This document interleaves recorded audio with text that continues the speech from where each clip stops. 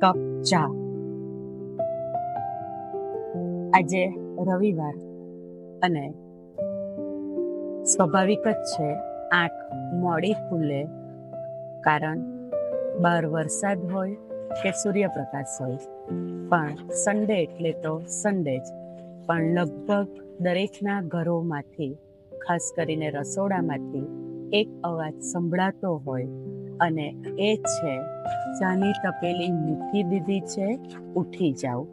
ગુજરાતી દરેક ઘરોમાં કદાચ ઘડિયાળના એલાર્મ કરતા ચાની તપેલી મુકાઈ ગઈ છે આ વાક્ય બધાને સવારે ઉઠાડી દે છે. અને આ ચા, આ એક કપ ચા ક્યાંક આંખો ચોળતા કોઈક બહાર આવશે, કોઈક અખબાર લઈને બેસશે, કોઈ બાલ્કનીમાં જશે, પણ આ એક કપ ચા બધાને ભેગા કરે છે. પણ શું એક કપ ચાની સાથે ક્યારેક દિલથી વાતો થઈ હતી? એ વિચારવાનો વિષય છે. વિશ્વવિખ્યાત રિલેશનશિપ સાયકોલોજિસ્ટ ડૉક્ટર જ્હોન ગોટમેન એમ કહે છે કે આવા નાના નાના આમંત્રણો સંબંધોને ઓર મજબૂત બનાવે છે. માત્ર એક કપ ચા એ બોલાવવા માટે મહત્વની નથી, પણ એની પાછળ સાથે બેસીને ચા પીવાની ઈચ્છા વ્યક્ત કરે છે.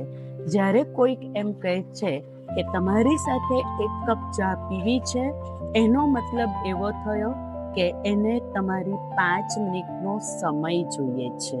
અને આવી નાની નાની ખુશીઓ જ આપણા સંબંધોને ઓર મજબૂત બનાવે છે. આજનું પરિવર્તન. આજે એક કપ ચા હાથમાં લેજો જ અને સામે બેઠેલી વ્યક્તિને પૂરેપૂરતો સમય આપજો. મોબાઈલને સાઈડ ઉપર મૂકજો અને ચા પીતા પીતા વાતો કરજો કે આજનો તારો દિવસ કેવો રહ્યો. હું સ્પષ્ટપણે માનું છું કે તમારા સંબંધ એક કપ ચાથી ફરી પાછો જીવંત થશે જ. આજની ગોલ્ડન લાઈન. ચા તો ખાંડથી મીઠી બને જ છે, પરંતુ સંબંધો સમયથી મીઠા બને છે. એટલે દરેક સંબંધને સમય આપીને ખુશીથી પાળી લઈએ.